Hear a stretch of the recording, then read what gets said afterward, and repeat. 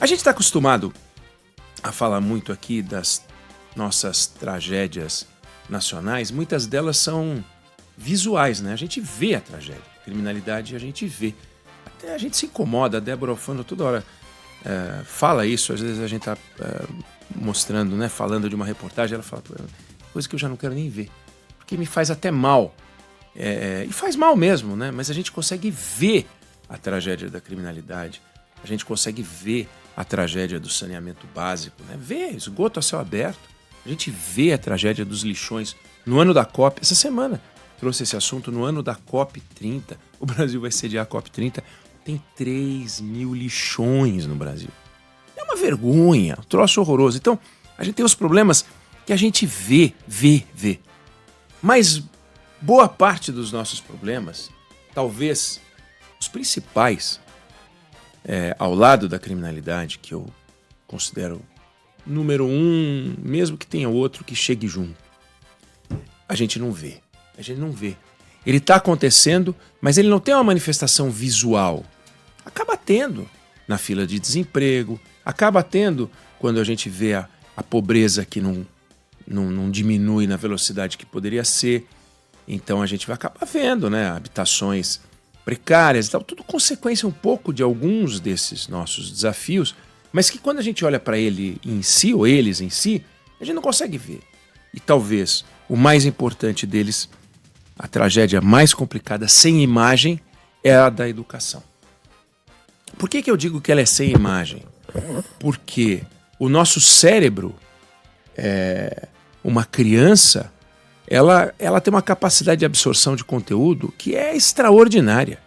Você pegar uma criança brasileira hoje e mandar ela para a Coreia, ela vai voltar com o padrão coreano de ensino. Você pegar uma criança brasileira e mandar ela para, não vou falar China pelo regime, né? Mas para qualquer país, para a Finlândia, ela vai voltar com o padrão finlandês de ensino. Então não existe nenhum problema no brasileiro, na criança brasileira. Mas existe um problema ambiental. A criança brasileira é submetida a um ambiente de ensino tão precário, tão baixo, que ela acaba ficando para trás quando se torna jovem e mais ainda quando se torna um adulto.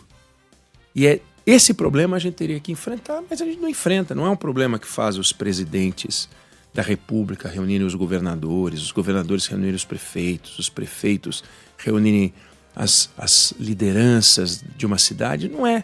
Tem.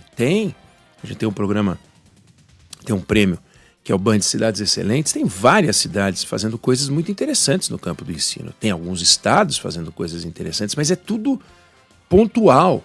Nada transforma de verdade o ensino no Brasil. Sabe assim, você pega um vidrinho de perfume da melhor qualidade e joga na lagoa poluída, você gastou um dinheirão, mas você não transformou aquela lagoa, você não despoluiu, não deixou ela com um bom cheiro, porque são coisas muito pontuais. E o nosso flagelo educacional é monumental. Vamos pegar as camadas mais pobres da população. Você tem vários critérios para medir isso, mas tem um estudo da Federação das Indústrias do Estado do Paraná. 75% dos jovens brasileiros são de baixa renda. 75% dos jovens. Então, o grosso da sociedade. Vocês sabem quantos por cento dos estudantes têm um nível adequado de matemática nessa camada? 5%. Isso significa que 95%. E 95%, se eu te disser que você tem 95% de chance de alguma coisa, você diria que você vai conseguir aquela coisa, né? 5% apenas. Sabe quantos nessa faixa de renda, ou seja, 75% da população brasileira, tem um domínio exemplar, avançado de matemática? 0,1%. Então, 0,1% apenas. Como é que a gente pode pensar em transformar um Brasil se 95% do nosso futuro, que são os nossos jovens, não tem um ensino adequado de matemática. As provas internacionais mostram isso. Os levantamentos mostram que há uma diferença hoje entre o Brasil e a média alta, das notas mais altas, de que pode passar de 3 anos. Olha que loucura, Débora. Um garoto de 15 está sendo exposto a um conteúdo de 15, mas ele só entende o que um garoto de 12 compreende. Então, ele está no primeiro ano do ensino médio, a professora está dando a matéria do primeiro ano do ensino médio, mas a base dele é de um aluno do 7º ano do ensino fundamental. Vamos colocar isso na prática? Qual é o currículo de um estudante de 12 anos, 7º ano? Ele está aprendendo mínimo múltiplo comum, máximo divisor comum. Vocês devem lembrar disso, número primo. Ele está aprendendo a lidar com frações, aprendendo a lidar com porcentagem. Ele aprende, por exemplo, que se você tem o número 100 e tira 20%, vira 80%. Mas para voltar para 100, não pode somar 20%. Você tem que somar 25%. Porque o número percentual sempre tem relação com a base de cálculo. Ele está aprendendo a fazer subtração, a construir triângulo, começa a ter noções de ângulo. E o aluno de 15 anos está trabalhando equação de segundo grau, teorema de Pitágoras, está aprendendo trigonometria, seno, cosseno, já começa a trabalhar com isso.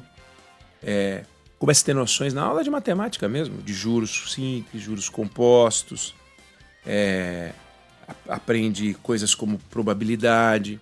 Então você imagina uma professora tendo que dar essa matéria do ensino médio para jovens que não conseguem dominar com segurança fração, decimal e porcentagem. Isso num sistema de ensino que não reprova. Sistema de ensino que não reprova. E que se reprovar, vai à falência, porque vai ser uma taxa de reprovação absurda. Isso sempre foi um problema brasileiro. Sempre. Mas o que está acontecendo agora torna tudo muito mais complicado, porque o mundo está vivendo uma transformação onde a inteligência artificial, que a gente não sabe onde vai parar, já começa a trabalhar com alguns pressupostos. Um deles é que 40% das habilidades que hoje são valorizadas no mercado de trabalho vão se tornar obsoletas. Quando você tem 40% das habilidades que vão se tornar obsoletas e você não tem a base, que é a matemática, como é que você pode olhar para o futuro? Como que a gente vai fazer isso? Aí você pega, por exemplo, hoje na Coreia, os alunos todos estão estudando, aprendendo pensamento crítico, comunicação, que é essencial. Essencial.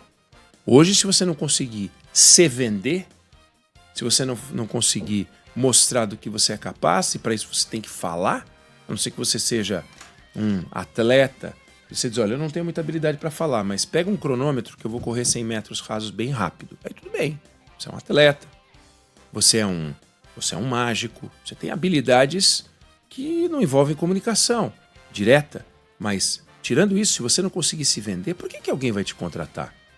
Se não sente seguro, não sente segurança em te colocar no time. Agora, no Brasil, toda vez que a gente coloca pensamento crítico como discussão, aí começa aquela discussão idiota. A direita começa a falar que a esquerda vai ficar discutindo ideologia de gênero, e fica mesmo. A esquerda vai falar que a direita vai ficar tentando colocar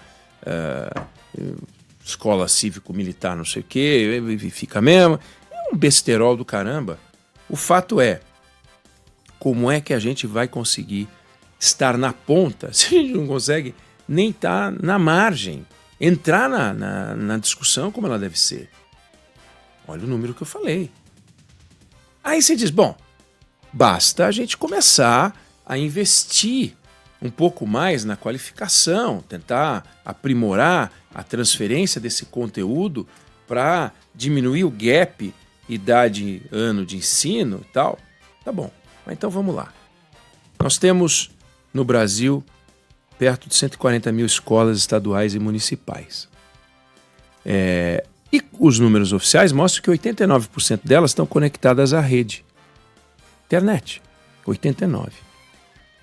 Aí você fala, mas vamos olhar esse número com mais profundidade. Lembra que ontem, Sandro, você falou 97% das cidades, das ruas, tem iluminação? Uhum. É um número, como esse 89% aqui estão ligadas à rede. Pô, mas vamos entrar um pouco para saber. A lâmpada está ligada, ilumina a rua, precisa de manutenção. Aqui é a mesma coisa, 89% das escolas estão ligadas à rede. Bom, bárbaro, na Coreia 100, aqui 89. Pô, não é tanta diferença assim. 89 é quase 90. Aí você vai ver, 62% das escolas, já caiu muito, né? Declaram que a internet está ligada ao processo de ensino. Aí você fala, tá, já é legal, 62, já não é tão bom, mas... Aí se vão mergulhar mais, só 29% contam com computador, notebook, tablet para os alunos. Você diz, bom, já piorou muito, né? Era 89 estava ligado à rede, virou 62, integram a internet no processo de ensino, só que 29% das escolas têm os computadores e tal. Você diz, tá, legal. Mas quantos computadores, assim? Tem um dispositivo para cada 10 alunos. Os 29% tem um dispositivo para cada 10 alunos. Você diz assim, bom, nós estamos fazendo palhaçada, né? Você fala, bom, mas deixa eu olhar mais ainda um pouco esses números. Vamos nas escolas que tem mais de 50 alunos no turno maior. Só 11%, que é o oposto do 89, né? É o que falta, aquelas 89, 11% tem cumprem a meta de velocidade de download de 1 mega por aluno. 11%. Aí eu fui olhar, qual que é a média?